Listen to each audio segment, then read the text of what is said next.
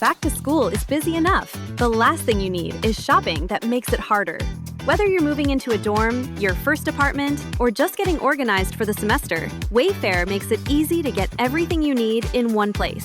Furniture, bedding, storage, decor, study essentials, all at prices you'll love, with fast shipping before move-in day.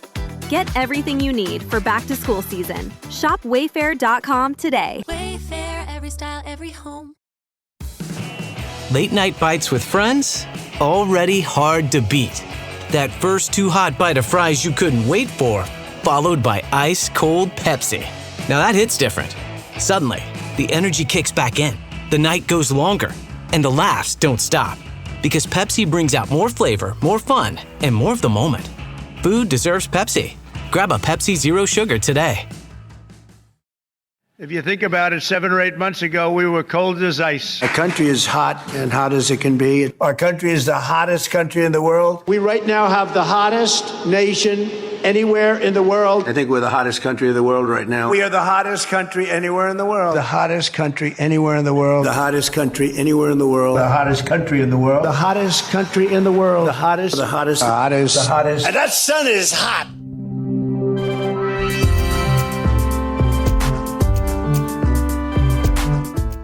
Welcome to Quiet Riot, the Cooler Heads podcast that is the perfect parasol against the political radiation. I'm Andreou. And I'm Naomi Smith, here to help dial down the temperature without losing an ounce of passion. All while prompting you with actions to take so that democracy is done by you, not to you.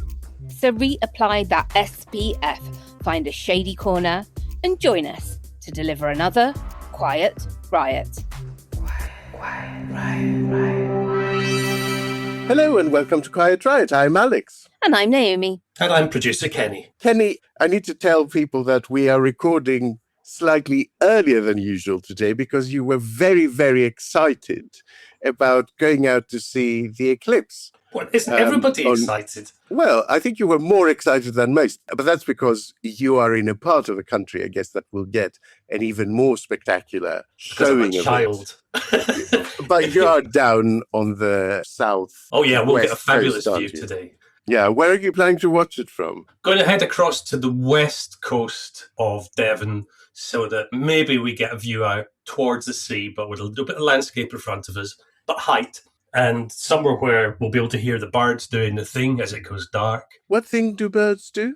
If you listen to the bird song as it gets dark, they start to think it's twilight. And then as the eclipse passes, they start to think it's dawn. So you get silences when there shouldn't be silences, and the dawn chorus when there really shouldn't be a dawn chorus. It's quite amazing. We are also in the middle of something called the Perseid meteor shower. Yes, and that's going to peak on Wednesday night and Thursday night when this show is out. So there's going to be around 100 shooting stars an hour between midnight and dawn on Wednesday night and Thursday night. And to see that, you have to go as far away from light as you possibly can. So Londoners, forget it, way too much light pollution. But then you let your eyes adjust for about half an hour and then you'll begin to start seeing them, apparently. So it's amazing that we've got these two things happening. There was a funny story I heard from East London, Spitalfield Market, because, of course, London has completely run out of the solar eclipse spectacles that make it safe to watch, right?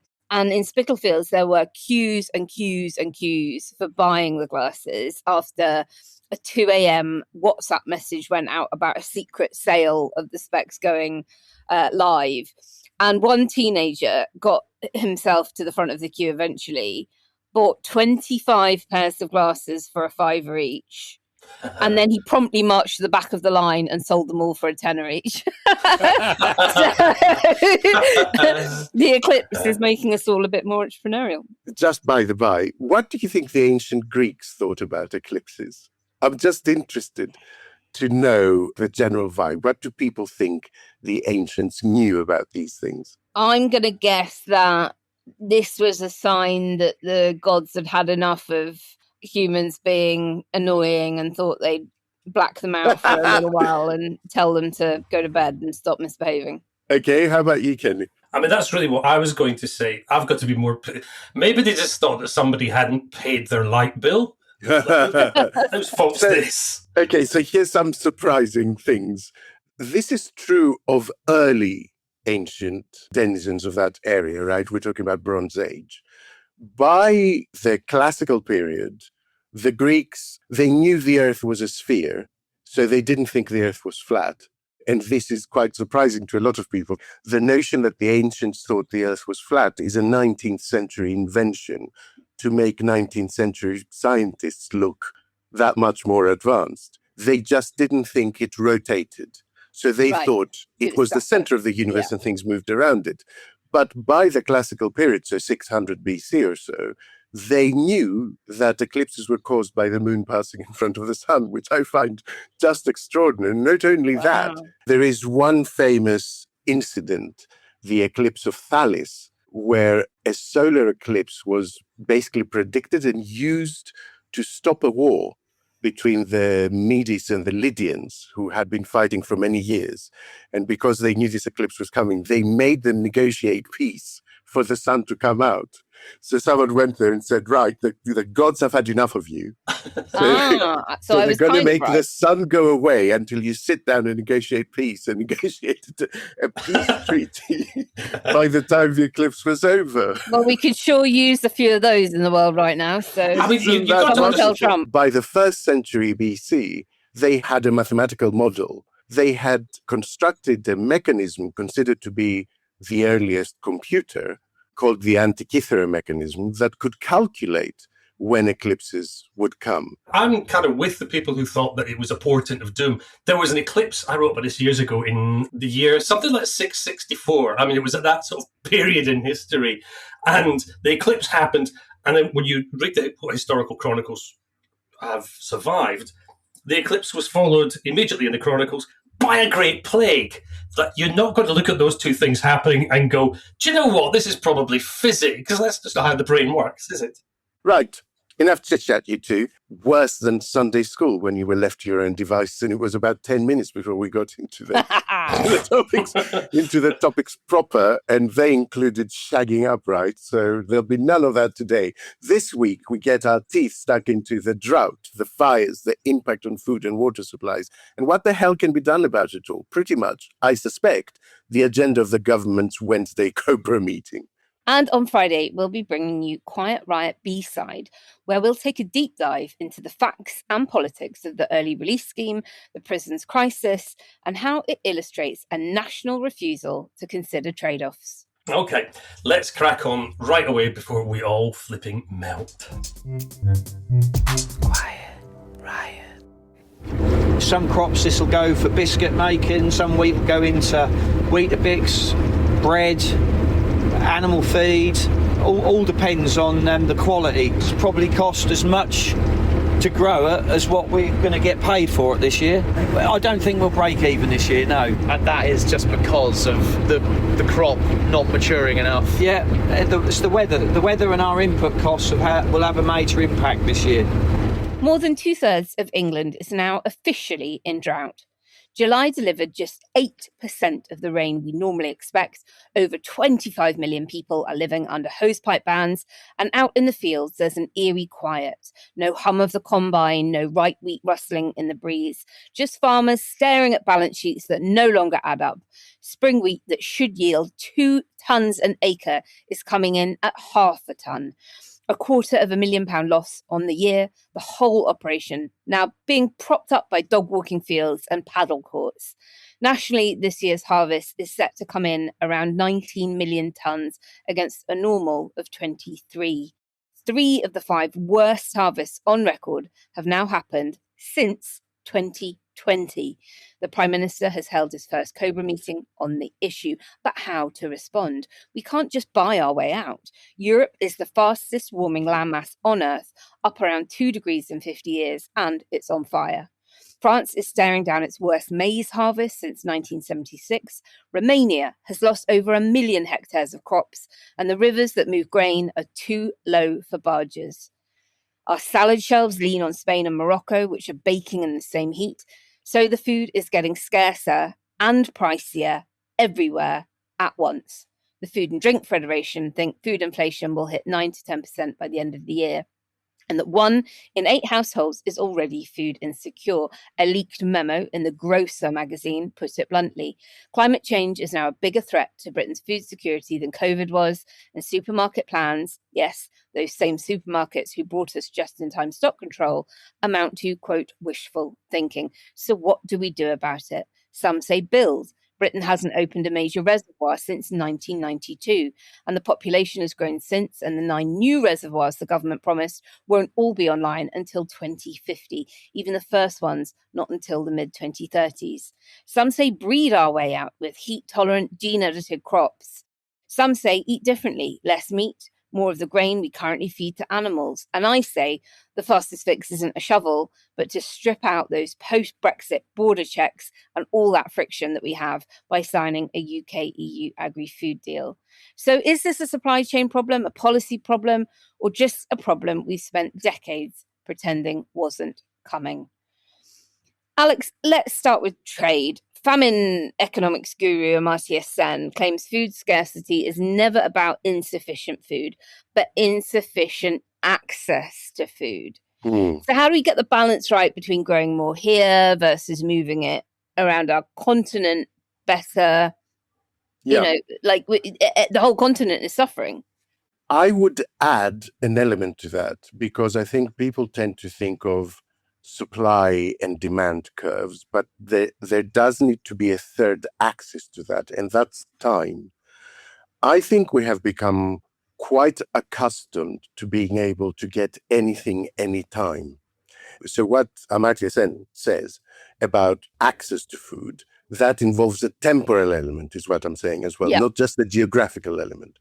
And so I think the deep solution to it is to get reaccustomed and re-educated into seasonality, into, eating the right things at the right time, rather than, flying everything in from whatever country happens to be experiencing the suitable climate that month, so we can have strawberries all year round, so we can have, tomatoes all year round, etc., etc. And with that, there needs to be an acknowledgement that because the climate is changing, we may need to change the crops that we farm, right? Because there are, mild trade-offs to be had here. Like chard is much more drought resistant than spinach is. It uses a lot less water to grow, basically. And so simply by being aware of that and switching people, and that can take the effort of, famous cooks doing more recipes about seasonal ingredients. So simply by switching to chard in the summer and spinach in the winter, you gain a lot simply by switching to legumes like beans and things like that, which take very little water and last a long time in storage. Rather than expecting, watercress and cucumber all the time. Eggplants are very drought resistant and very efficient things to grow, and they're also delicious. And so I think the solution does lie in, yes, food deals, yes, more reservoirs, yes, better collaboration, but it also needs a change of habits from consumers. That all makes a great deal of sense, but there's an element that doesn't change even if we do that. And obviously farmers already are changing their crops. They have to survive. But one of the things that really screams at me is that our food delivery system has become so efficient that what we've done is we've very deliberetely engineered redundancy out the system. It's not efficient to have redundancy in the food supply chain. And when we're hit with a shock, as we've seen it with chocolate, for example, and talked about it on this show. I wondered how long it would take you to mention it. Very first question. It's the child of me again. But we've only got one tool. We've literally only got one tool for dealing with food shocks when they happen, whether that's the price of bread, whether it's the price of chocolate, whether it's the price of tomatoes. And that's the price mechanism. And that, of course, doesn't actually solve the problem. It just means that poorer countries, and especially poorer people, go hungry, because effectively our redundancy in Britain, it isn't a warehouse full of turnips somewhere. It's Spain and Morocco. And when they are burning up at the same time as we are, it turns out that actually we've got zero redundancy in the Well, let's have a system at all. little listen to the head of the National Farmers Union on that issue. So, Tristan, when you realised you were facing, I think, your earliest harvest in 50 years, what planning did you have to do? The biggest logistical challenge we've seen this harvest is actually moving the grain at harvest time to the end user. So our grain storage, for example, isn't fantastic, so we like to bring grain in and move a portion of it straight away. We've almost finished harvest and we haven't had a single lorry load leave the farm yet. Why couldn't you just leave the wheat in the field when it's ripened and harvest it as scheduled? Why do you have to harvest early? So as soon as the crop is ready, and particularly this is the case for milling wheat, as soon as the crop is ready, it's important to gather it in and get it in the shed. The risk of a thunderstorm or a heavy rain event on milling wheat could potentially reduce the quality completely down to feed wheat, and then you'd lose the premium in that price. Are you in line to make a profit this year? On the act of growing crops on pretty much all of our farms this year will lose money. It'll be a negative margin.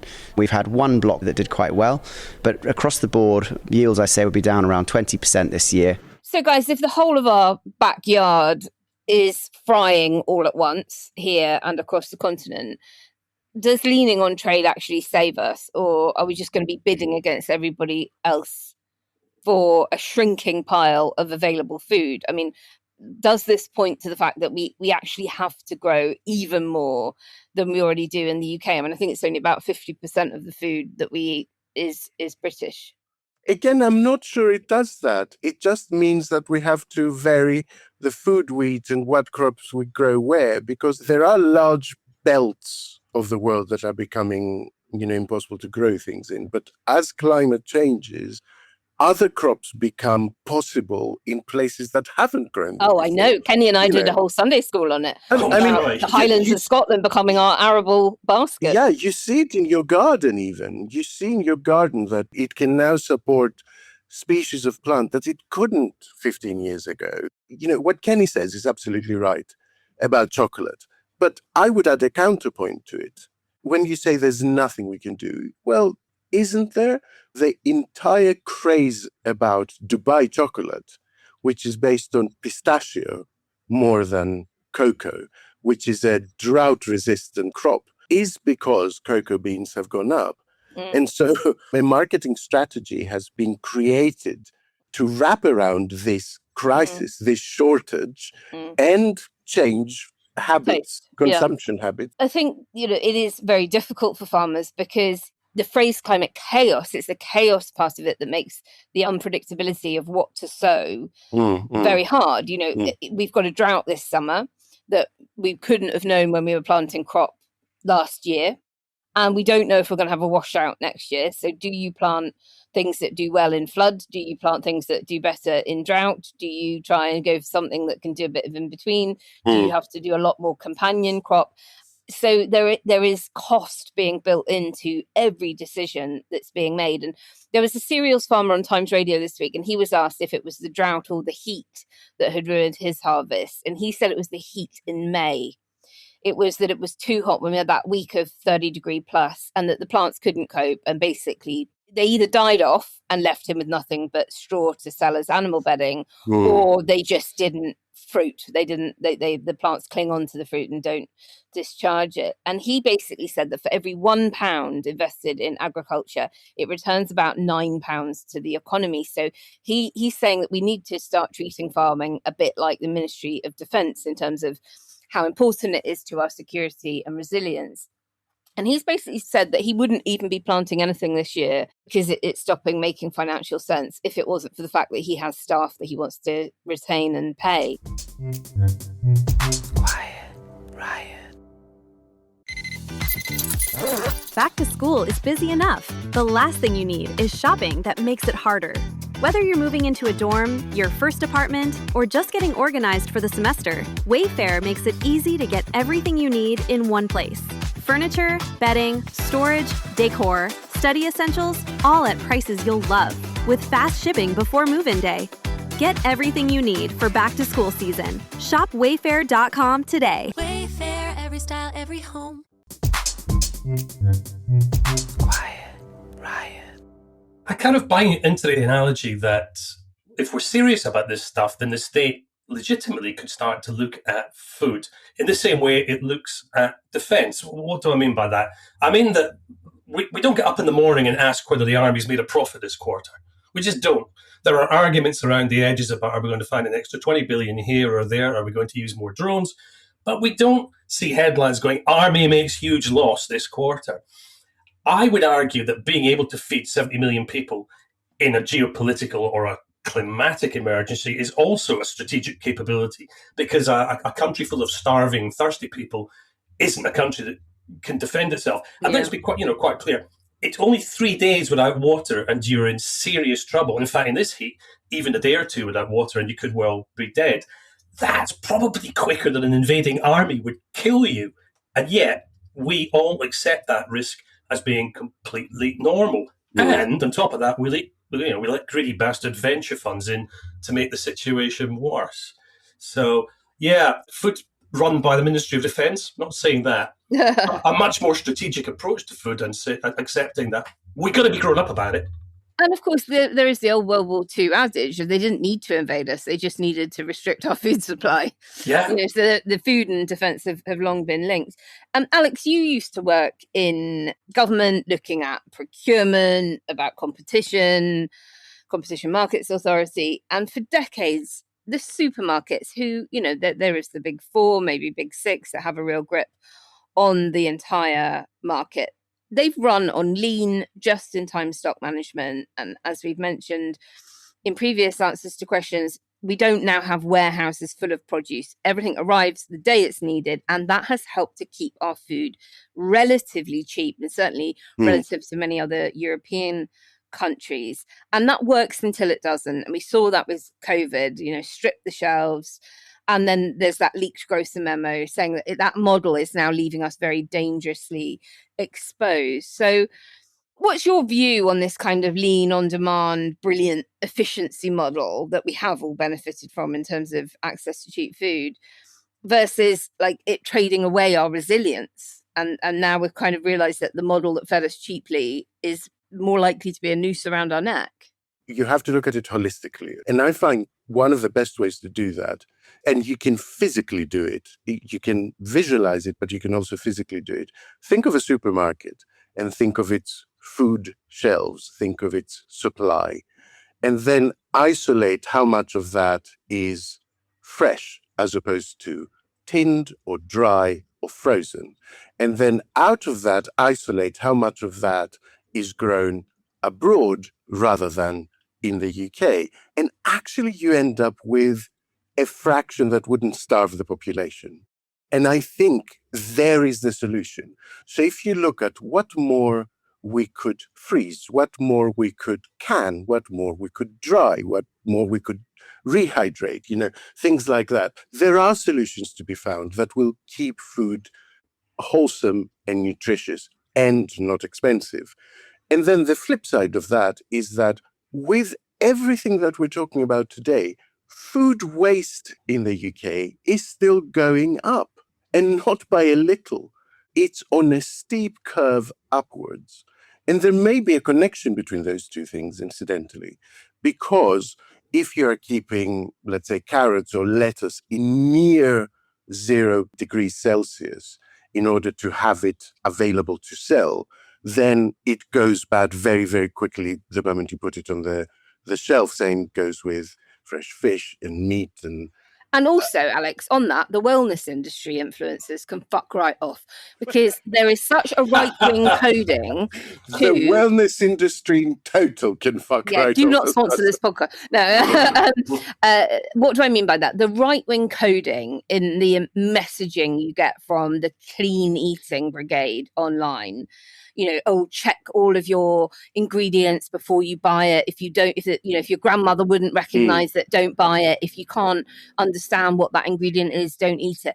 These are mostly entirely stabilizing products to keep a product shelf stable. Mm-hmm. That makes it easier and cheaper for families that are struggling to feed their children, to keep food that won't go to waste, that won't go off, and they are not particularly harmful. I mean, there of course some are worse for you than others, but many of them, they're just there to extend the shelf life a little bit. It's like a preservative Yeah, I think we've also just got to really be alert to the fact that progressives who normally can smell a dog whistle from, say, a reform leaflet a mile off, are willfully being blind to pretty similar messaging coming in from the kind of clean eating brigade. Yeah, and I think the debate about genetically modified crops has an element of that. Not all genetically modified crops are equal. There are some which are being genetically modified in fairly minor ways to be resistant to a particular pest or something. Yeah. To look at that and say no GMO for me is really to condemn large swathes of global population to famine, because without that kind of development, you really couldn't feed them. And so, yes, I agree with you in principle. I do think there are too many additives in our foods that are unnecessary, when you're looking at things like coloring and salt and sugar and stuff like that. But I do think that on the flip side, this notion of clean eating carries with it the implication, as Nigella always says, that there is such a thing as dirty eating, and there is no such thing as dirty eating. Oh, I don't know. I've seen Kenny with a beef and tomato pot noodle. That's quite dirty. Pot noodle. Seriously, there isn't, though, because what Kenny's doing in that moment is he's giving himself the sustenance that he needs to survive. I mean, no, but Thank you very much. No, but that is literally what is going on in that moment. You may not approve of his choices.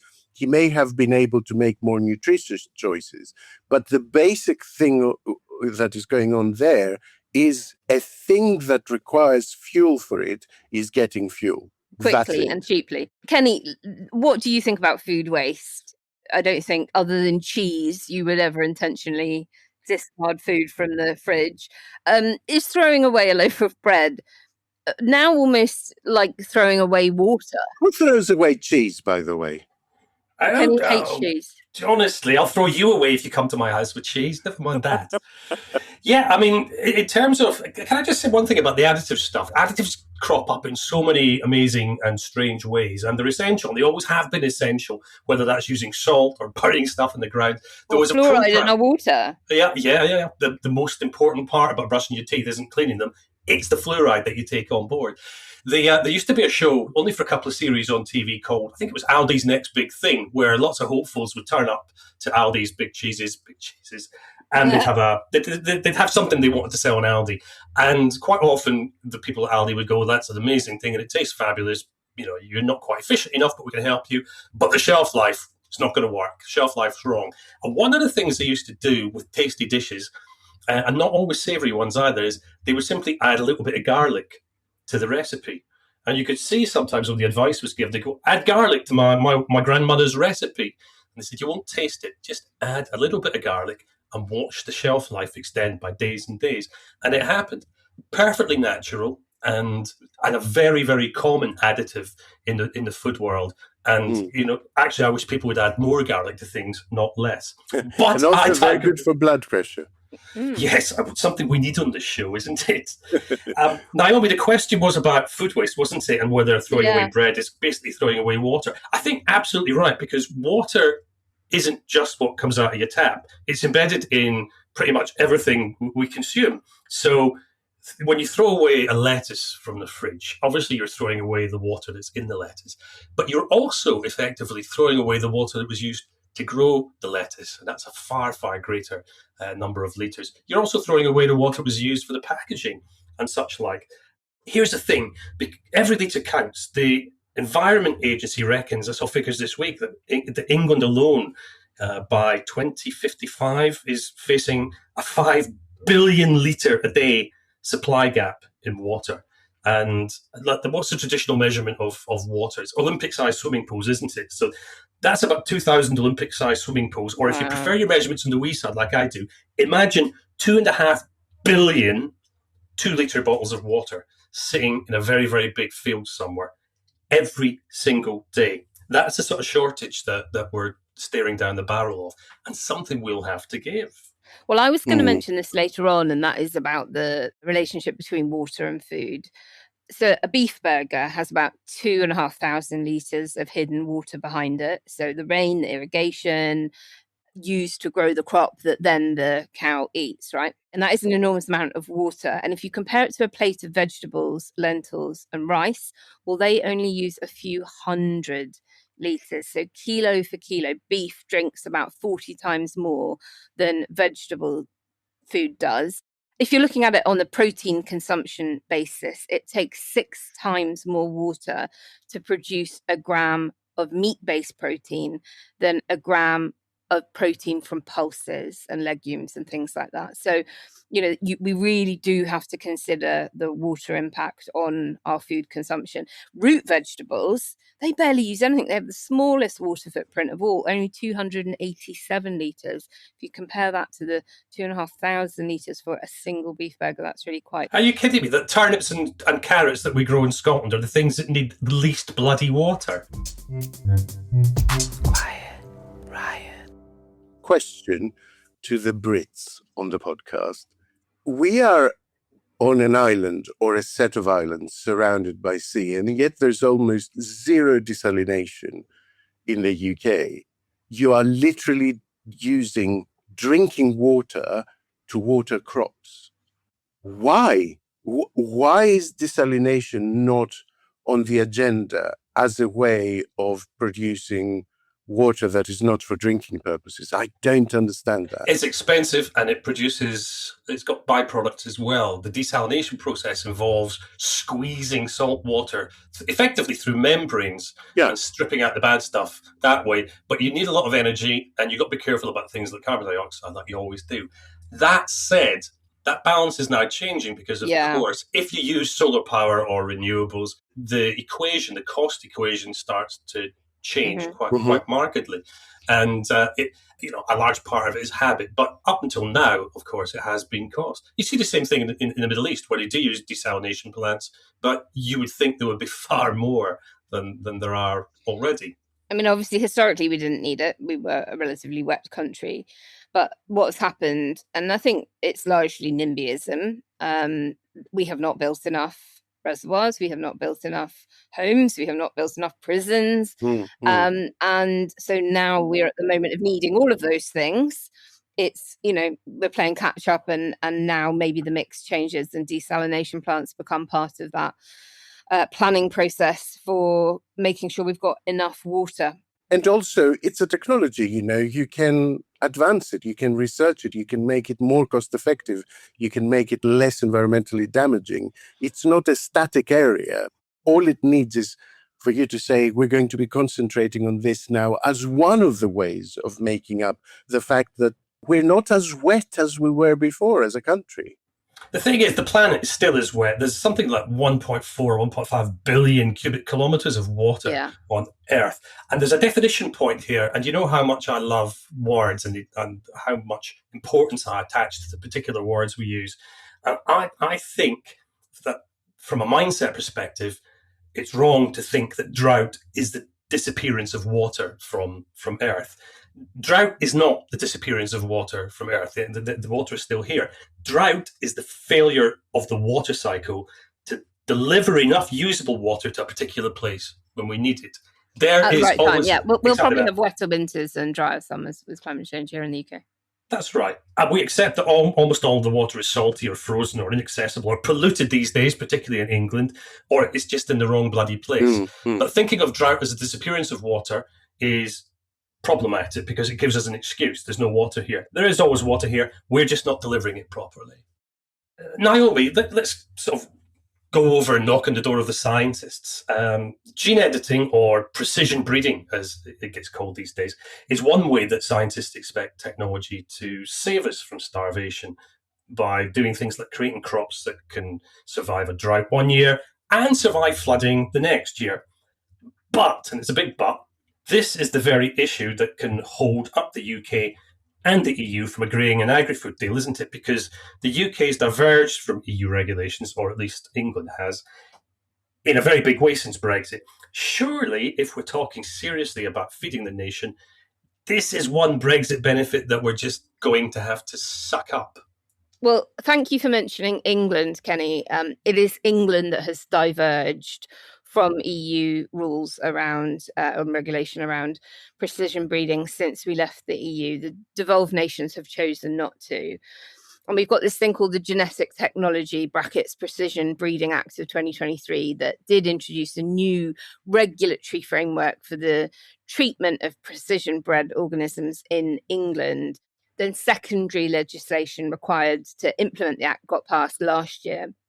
And so in the whole debate around this agri-food deal or SPS, Sanitary Phytosanitary Agreement, that the UK and the EU are trying to negotiate, there was quite strong lobbying from the National Farmers Union and from multinational pharmaceutical and biotech companies like Bayer. So they were really saying, come on, if you want to do a deal, great, but make sure we get a carve out on being allowed to do precision breeding in the way that we've begun doing it since we left in England.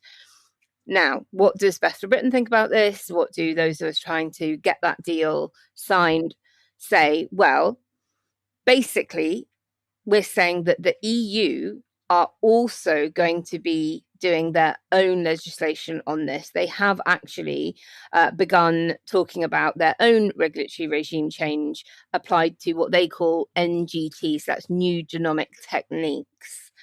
And law firms that are all over this and know the detail of agricultural regulation, Osborne Law in particular, suggests that given many businesses in the sector have to operate in both the UK and the EU, many farmers are both, buying seeds in from one part of the EU and then exporting produce back out to another part, that actually if the UK just paused or slowed down its plans to diverge in the gene editing space for a while, then we will have the EU kind of catch up and align, and then we'll be able to sign the deal. So the answer isn't, to hell with any kind of EU deal that would reduce border friction and all of that extra cost from the red tape at the border of getting crops, livestock, whatever, over the Channel and over the Irish Sea, rather than say we don't want any of the benefits of that because we so want this opt-out on precision breeding. We should just pause our precision breeding programme here in the UK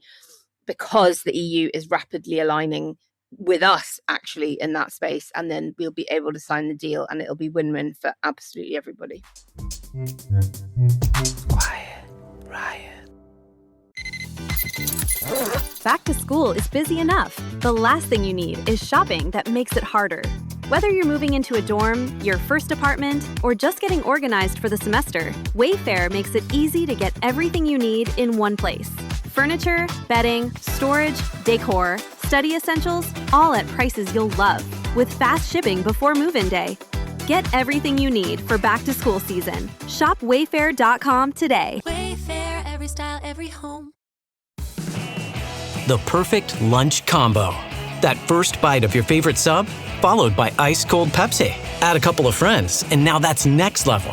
Suddenly, the laughs get louder, the stories keep flowing, and the food tastes better. Because Pepsi brings out more flavor, more fun, and more of the moment. Food deserves Pepsi. Grab a Pepsi Zero Sugar today. Quiet, Riot. All our fields have basically burnt off. The grass has effectively died. We've got no rain on the horizon, really. It's a very scary position to be in. What are you feeding your livestock?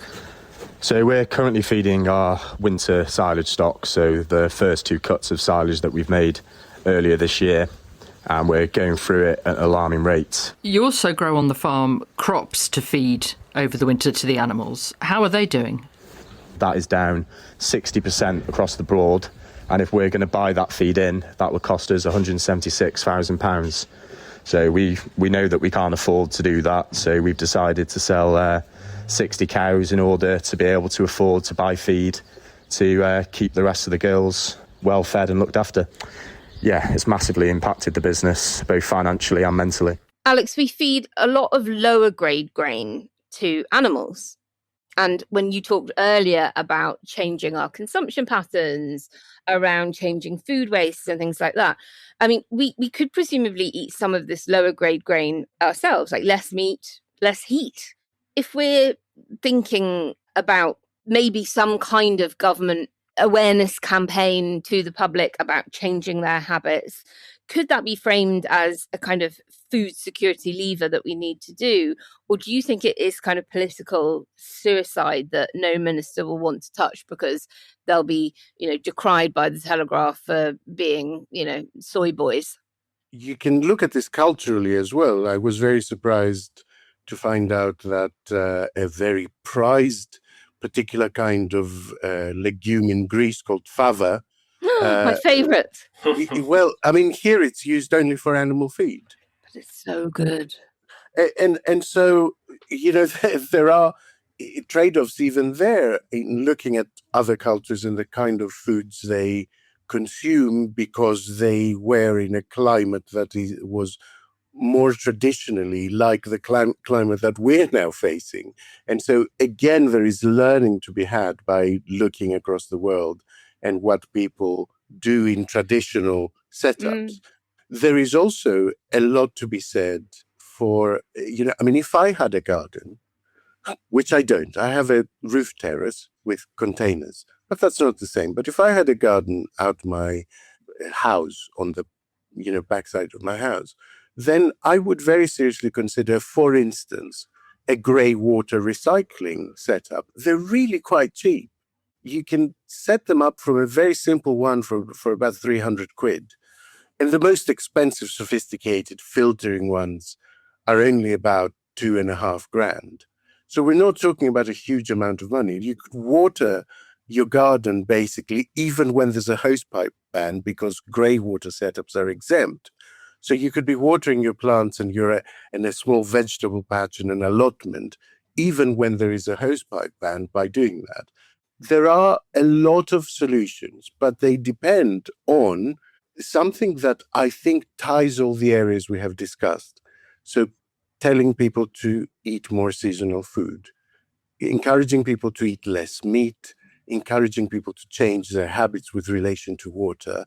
And I think all of that comes clashing with a kind of small L liberal attitude, especially prevalent in Britain, that's sort of, my home is my castle and no one tells me what to do. Well, it's on steroids in America.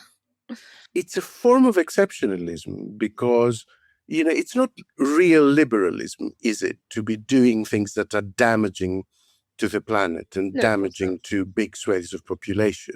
It's not some sort of liberty to say, I will continue to eat.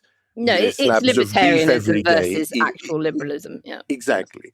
And so I think that is the complex equation that we need to sort out a little bit. Like, what can we nudge people into without seeming overwhelmingly paternalistic as a state? Well, Kenny, there actually are some international examples that I wanted to get your pulse on, because we wouldn't be the first country to do it. So you've got Sweden was a really early mover. It has climate-friendly food advice. It's been doing this for over a decade now, telling people to eat less red meat, less processed meat, and no more than 500 grams per week. In Austria, the government guidelines go as far as saying you should eat a predominantly plant-based diet and that omnivores should limit their meat consumption to 3 servings a week. And then, this is the kicker. I mean, who would have thought this? China has got guidelines that are also a decade old now, saying less meat, less heat. And it was a government campaign urging the Chinese to cut meat consumption in half from current levels. And of course, being able to eat meat was often seen as this signifier of wealth, and we're coming out of our Maoist poverty into the new world, and we're all going to suddenly start eating beef burgers. You speak to probably more conservative voters than Alex and I tend to do. How do you think that kind of guidance would go down with them? Oh, really? I mean, we're scraping the surface of the difference in societies between, let's take Scandinavia and Britain as a really good example. The underlying differences in our societies are there. So it's a foundational difference. It's not just about the messaging on something like food. Realistically, I think if you ask Britons to shower for 1 minute less, you could say that that's government policy. I also think that if you asked them to eat one sausage less, that Westminster would be preparing a water cannon.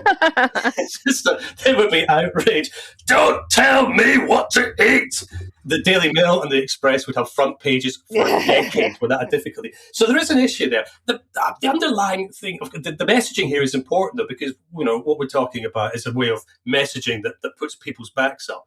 But if what you're saying to them is, look, you could stop the New Forest burning, you could stop people going hungry, you could stop people you know and care about suffering. There's a more delicate way of doing it, but simply sticking a website up that says, right, you've got to cut your meat consumption by 50% is not really going to cut it with the people that you were talking about.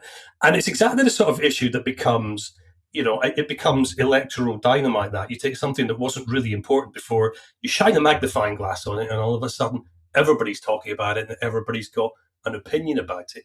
I think the example that it reminds me of is immigration. Immigration wasn't an issue in this country until somebody made it an issue. And now for the last decade, 15 years, it's been the issue. Genuinely, when you're talking about things like meat, like steak, like sausages, like bacon, about things that a lot of people consider the prime treats in their lives, politically, you're juggling with a live bomb there. You really are. Well, I want to close this section of the show by getting into the politics of it, because you've touched on it there, Kenny. And I wonder if the cost of meat is just forcing people to eat far less of it anyway. FDF, Food and Drink Federation, predicting nearly 10% food inflation by the end of the year. We've already seen staples like tomatoes and lettuce get very unaffordable over the last few months for swathes of the country. So we've got a brand new Prime Minister and Chancellor. They've got to do a budget at the end of October.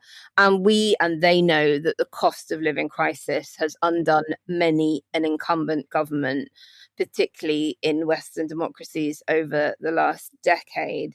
So firstly, I want to ask you both what you think Burnham and Healey can do to both help our bills and their careers in, and amongst the backdrop of everything we've talked about today with galloping food inflation because of the crisis. And then also whether you think, and this might be a stretch, but it was the Greens that were really calling for the Cobra meeting to happen, and it did. Green poll ratings have, of course, fallen back since Burnham came to power. So do you think that this might be a sign that Burnham knows he needs to court progressive voters even more than reform ones, and it's that kind of a marked departure from the McSweeney strategy? So I don't know, maybe Alex, you want to kind of take the question about the budget and the financing of it? I'll take all of it, mate. You greedy bastard. No, I mean, I will answer it and then you can answer it and Naomi can answer it. So I think to frame it like that is actually to do the Burnham administration a slight disservice, because from what I'm seeing, all their choices, their tone, their style, their priorities, their announcements would indicate to me that they are a genuinely more left-wing government than the Starmer administration. Yeah, I agree with that. I'm not sure it's even the pressure to kind of attract voters that have left in a particular direction that is dictating it. I genuinely think it is what Burnham said, which is to go back to being a Labour government. This feels more like a Labour government, that's all. It's not doing anything that would be strange for any Labour government in the past. So, yes, I'm sure that attracting those voters who have gone to the Liberal Democrats or the Greens or parties like Plaid in Wales and the SNP in Scotland is part of the mix, is part of the political thinking of what's going on. But I think it's more an organic product of saying we just need to be Labour and do Labour things, because we are a centre-left party. So that's one side of it. Now, on the cost of living, I would point to the fact that actually UK households spend only between 10 and 15% of their total budget on food, which is not a huge proportion. Obviously, that proportion is higher for poorer households. The supermarket bill going up bites more the poorer you are. I have experienced that personally. So I'm not diminishing it in any way. But even for poorer households, the cost of housing, power, fuel, transport vastly outweigh the food bill. So, yes, food inflation is a part of the puzzle, but if you can give people relief in terms of what they pay on rent or their mortgage by creating a situation where interest rates begin to come down, or provide relief in terms of the energy bills and things like that, I think that would have a much bigger impact on the overall cost of living squeeze that households are feeling, rather than trying to make minced beef 5p cheaper a kilo. I don't think that's the solution overall in terms of low-hanging fruit and priorities, right? All of it needs to happen. I'm just saying that actually the UK, because food tends to be quite cheap and supermarkets tend to be quite competitive, the overall cost of what people spend on food is quite low compared to other things like rent, which are out of control in this country, in my view.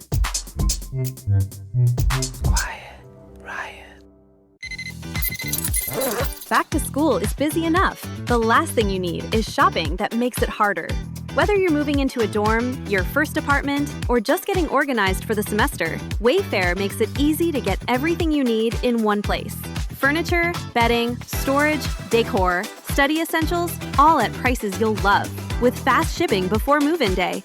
Get everything you need for back-to-school season. Shop Wayfair.com today. Wayfair, every style, every home.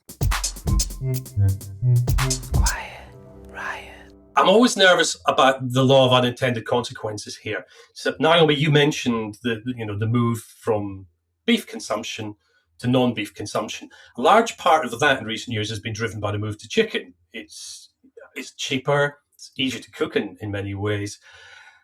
Chicken farms, depending which part of the country you're in, the battery farms, even the good ones, are a huge source of pollution.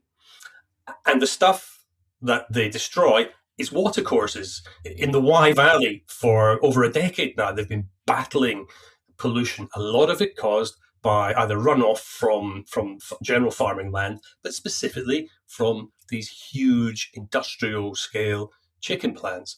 So we solve one problem by moving people away from red meat and onto white meat, which has got less of an environmental impact in one way. Immediately we create another mess. And what we're doing is we're damaging the watercourse. So it's just there's just an element of caution there that it's not just about moving our eating habits around. When we move our eating habits, we will have an impact on the environment as well, whether we like it or not. Politically, I think what the Greens were doing by sort of leaning into the Cobra approach is pretty much essential where we are right now. Why do I think that? Well, already we've got the National Drought Group, which exists to coordinate government and regulators. It includes the government, it includes things like water companies, the National Farmers Union, canal and river bodies, and all that sort of stuff. So initially, creating a room full of ministers convened by the Environment Agency, that won't irrigate Norfolk by itself. However, this is not merely an Environment Agency problem now. Simultaneously, this problem impacts food, water, it impacts energy, it impacts health. So we've got the health department. There's wildfires. It impacts infrastructure, the cost of living policy that we've just mentioned.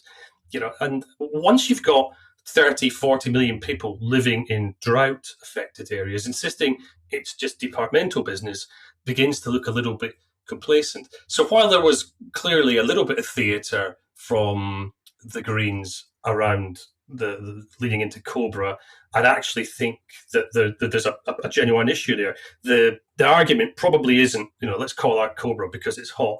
It's probably more, show us who's actually in charge of all these cascading consequences. Yeah. Let's coordinate a strategy across departments, basically. Yeah. Exactly that. Naomi, these are big issues. What can we do to make a difference here? Have we got a call to action?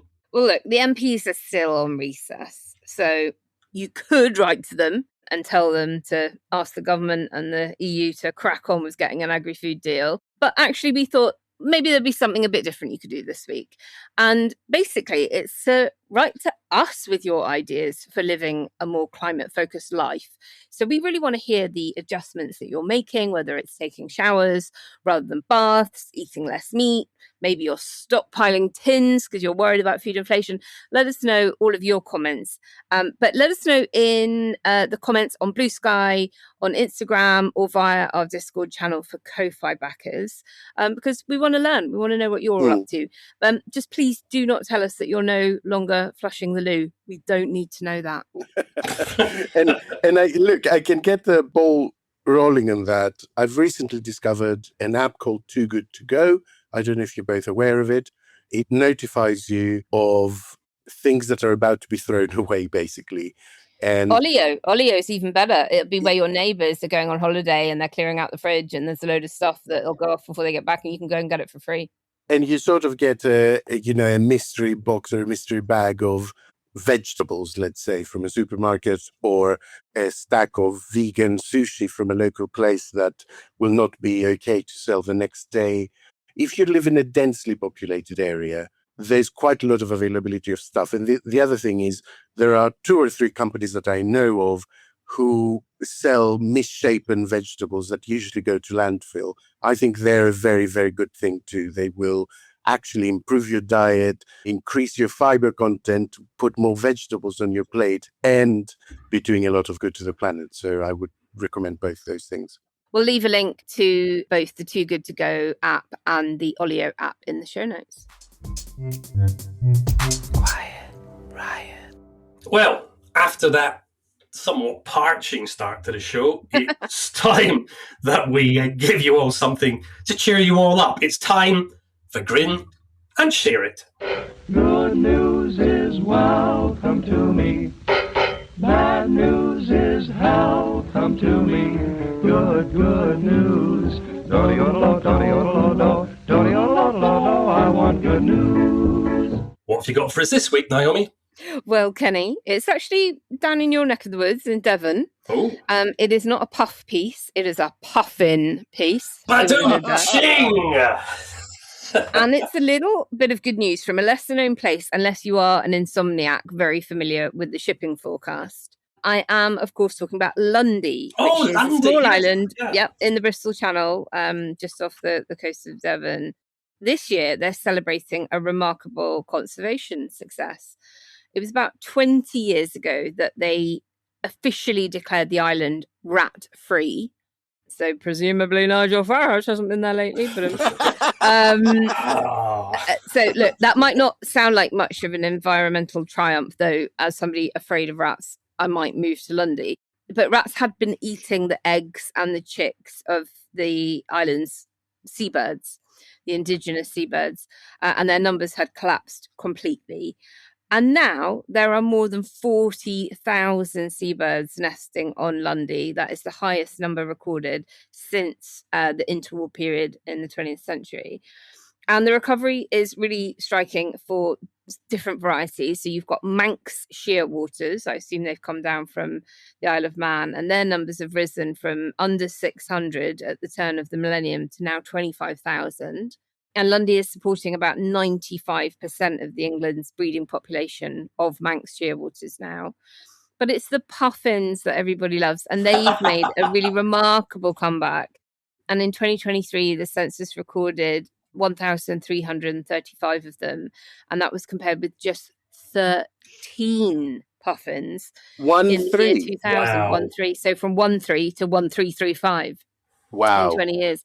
And there's a lovely twist as well. You've got storm petrels. I'd never heard of them. And that's maybe not surprising because they had not been recorded as breeding since records began in the 1930s. And now Lundy have got 150 breeding pairs of them. So in the middle of all the grim climate and nature news, I thought I'd give us all a little reminder that ecosystems do recover when we remove the things that damage them. So get rid of the rats and give the puffins a chance. Perhaps an opportunity there as well, storm petrel, omelette, Kentucky Fried Puffin. I am only joking. Do not write it.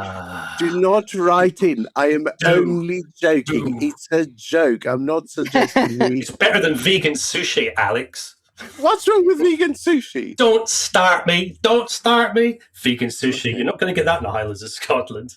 Anyway, Naomi, thank you so much before I get dragged into another pot noodle fight. You're not going to get anything in the Highlands of Scotland, Kenny. That's the point. If you turn up there, you'll get something, matey boy, and it'll make your eyes water.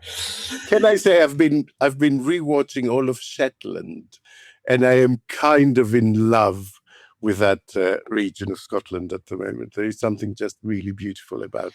Well, it might be the only habitable part of the UK in 20 years' time, so get your property now. It won't even be part of the UK. It's nearer to Scandinavia and it wants to stay there. It'll be underwater, I'm afraid.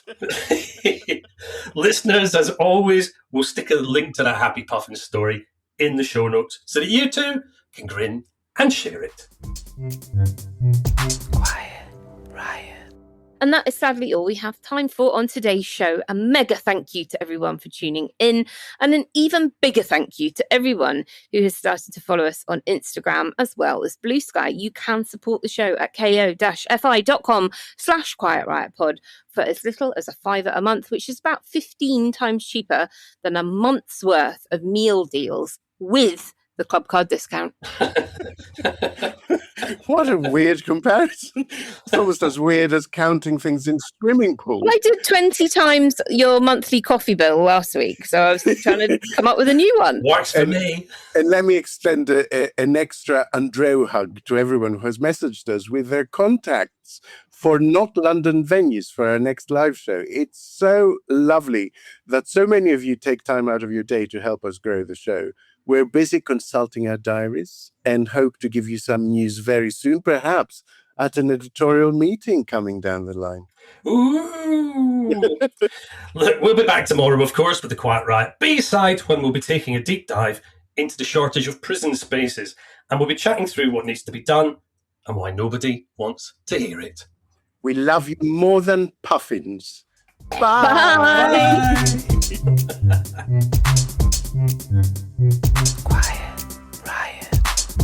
Quiet Riot is an audio production from Cooler Heads, written and produced by Andreou, Naomi Smith, and Kenny Campbell.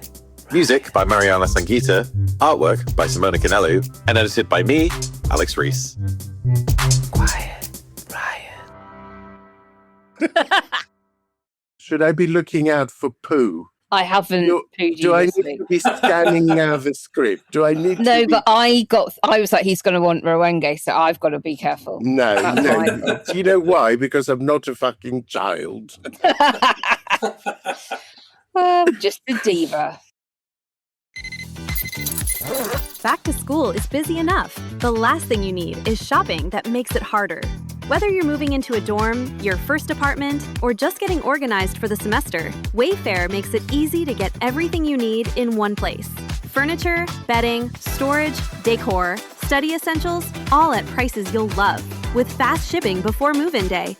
Get everything you need for back-to-school season. Shop Wayfair.com today. Wayfair, every style, every home. Hi, Ryan Reynolds here for Mint Mobile. Are you looking for a beach read this summer? May I suggest your big wireless bill? It's got suspense, mystery, a slightly flat emotional arc, and a shocking twist where you realize you've been overpaying the entire time. Fortunately, though, Mint's story is better. Every plan, $15 a month, even unlimited. That's it. Happy ending. Zero tears. Give it a try at mintmobile.com/switch. Upfront payment of $45 for 3 months, $90 for 6 months, or $180 for 12-month plan required. $15 per month equivalent. Taxes and fees extra. Initial plan term only. Greater than 50 gigabytes may slow when network is busy. See terms.